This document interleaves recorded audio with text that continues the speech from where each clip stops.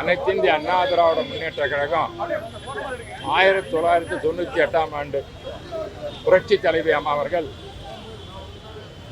திமுக வீழ்த்த வேண்டும் என்பதற்காக பாஜக கூட்டணி அமைத்தார்கள்.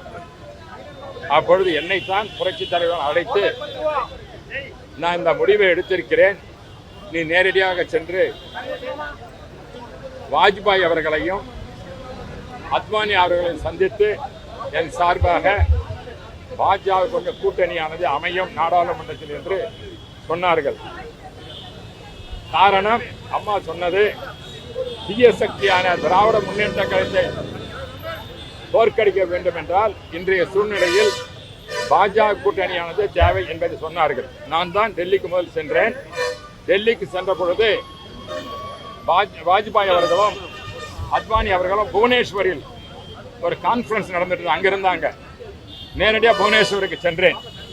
சென்ற பொழுது புரட்சி தலைவி அம்மா அவர்கள் என்னை அனுப்பினார்கள் என்று சொன்னேன். இப்படி சொல்லும் பொழுது எதற்காக என்று சொன்னார்கள், உங்களுடன் அம்மா அவர்கள் கூட்டணியை வைத்து திராவிட முன்னேற்ற கழகத்தை வீழ்த்த வேண்டும் என்று சொன்னார்கள். உடனே வாஜ்பாய் அவர்கள் ஆச்சரியமாக இருந்தது. திராவிட கட்சியானது எங்களோட கூட்டணி வருவது உண்மையா என்று கேட்டார். அது உண்மைதான் என்று சொன்னேன். காரணம், அன்றைய நடந்திருக்கின்ற திராவிட முன்னேற்ற ஆட்சியானது அராஜக ஆட்சி. அதை ஒழிக்க வேண்டும் என்றால் எந்த ஒரு கட்சி இருந்தாலும் அவனை கூட்டணி வைப்பேன் என்று சொன்னார்கள். அதன் அடிப்படையில் தான் அன்றைய கூட்டணி அமைந்தது. அதே நேரத்தில் திராவிட முன்னேற்ற கழகத்தினுடைய அன்றைய முதலமைச்சர் கருணாநிதி அவர்கள் டெல்லிக்கு சென்று காவிரி நீர் பிரச்சனை பற்றி வாஜ்பாயோடு பேசினார்கள்.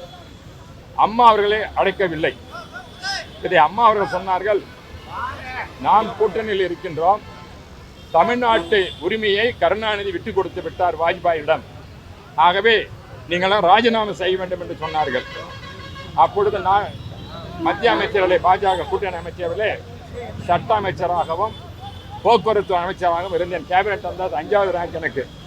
உடனே ராஜினாமா செய்தோம். காரணம், தமிழ்நாட்டினுடைய காவிரி பிரச்சனை எங்களுக்கு முக்கியம், மந்திரி சபையில் கூட்டணி இருப்பது எங்களுக்கு முக்கியமில்லை என்று புரட்சியில் சொன்னதுக்கு ஏற்ப ராஜினாமா செய்து வந்தது. காரணம், தமிழகத்தினுடைய உரிமையை பெறுவதற்காக அம்மா எடுத்த ஒரு முடிவு.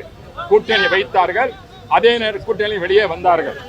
ஆனால் 99 என்ன காலியானா 150 உட்காருவான். அதுபோல நாங்கள் பிஜேபி விட்டு வெளியே வந்த உடனேயே உடனடியாக கூட்டணி அமைத்தது திராவிட முன்னேற்ற கழகம். பாஜக கட்சியோடு கூட்டணி அமைத்தது. 5 ஆண்டு காலம் அமைச்சரவையில் இருந்தார்கள். அது பொருந்தும் கூட்டணியா, அது பொருந்தாத கூட்டணியா, ஸ்டாலின் அவர்கள் சொல்ல வேண்டும்.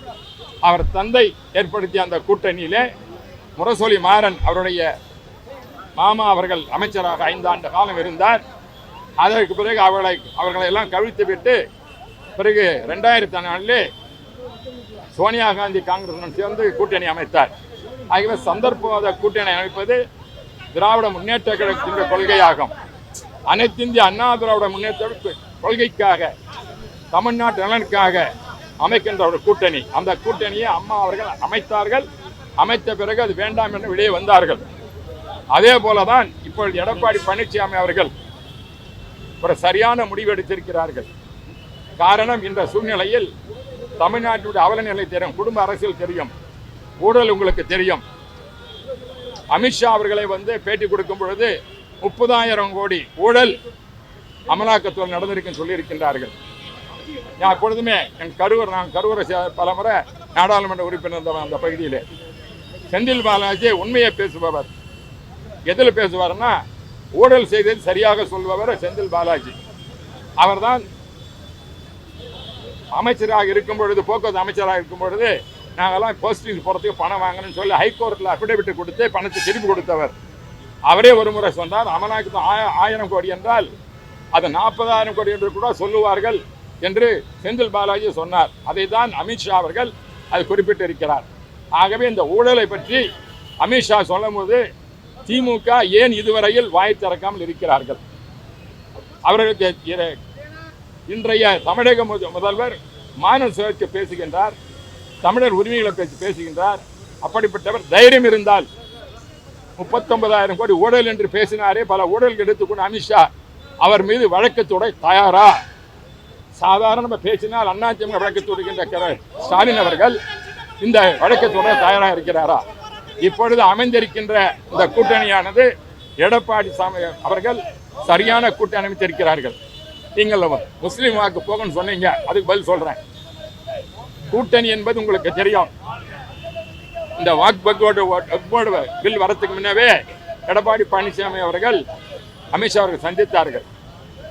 நாங்கள் கொள்கை கூட்டணியில் சிறப்பாக இருப்பவர்கள், இஸ்லாமிய சமுதாயத்திற்காக உரிமை கொடுப்பவர்கள். புரட்சி தலைவர் அம்மா காலத்திலிருந்தே இஸ்லாமிய மக்களுக்கு எந்த விதமான இடையூறு வந்தாலும் அனைத்து இந்திய அண்ணா திராவிட அவர்கள் பக்கம் இருக்கும். அதன் அடிப்படையில் தான் கூட்டணி என்ற நிலைமை வந்த பொழுது கூட வக்ஃபோர்டுடைய அந்த சட்ட மசோதா வரும்பொழுது அனைத்து இந்திய அண்ணா திராவிடை சேர்ந்த 4 உறுப்பினர்களும் எதிர்த்து வாக்களித்திருக்கிறோம். பேசுவாங்க சொல்லியிருக்கோம். அப்படி இருக்கும் பொழுது இஸ்லாமிய மக்களுடைய உரிமையை பாதுகாக்கின்ற ஒரே ஒரு இயக்கம் அனைத்து இந்திய அண்ணா திராவிட எடப்பாடி பழனிசாமி அவர்கள் தான்.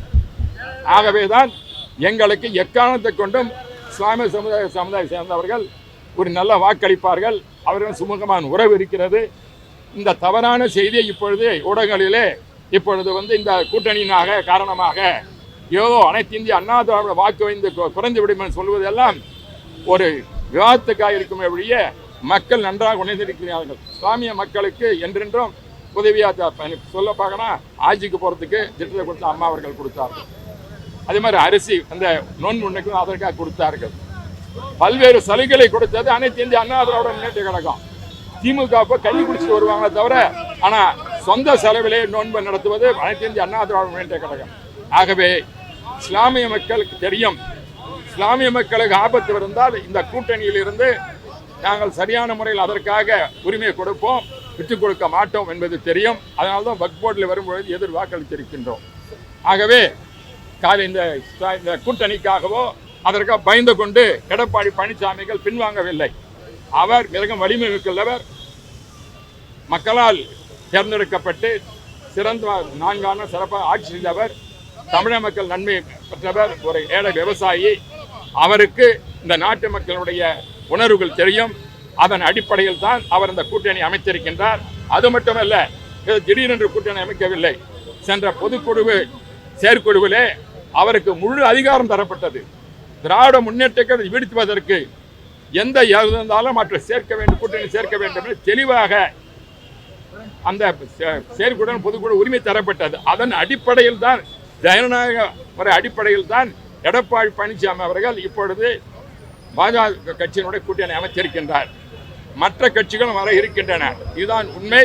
ஆகவே இஸ்லாமிய மக்களுடைய ஓட்டு என்றுமே அனைத்து இந்திய அண்ணா அதிகமாக குறைவதற்கு வாய்ப்பே கிடையாது. அமித்ஷா பேசும்போது அதிமுக தலைமையில் தான் கூட்டணி, அதிமுக பாஜக கூட்டணி ஆட்சி அதிகாரத்தில் பங்கேற்கிற மாதிரி அமித்ஷா பேசுறாரு. சொல்லுங்க.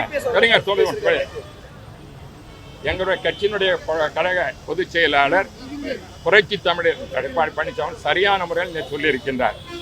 தமிழகத்தில் இதுவரை ஏதாவது கூட்டணி ஆட்சி அமைந்திருக்கிறதா? 1952 நடைபெற்ற சுதந்திர பிறகு நடந்த தேர்தலில் மெட்ராஸ் ப்ராவின்ஸ் என்ற இந்த பகுதியிலே காங்கிரஸ் தோற்கடிக்கப்பட்டது. 155 சீட்டு தான் காங்கிரஸ் வாங்குச்சு. நான் காங்கிரஸும் 166.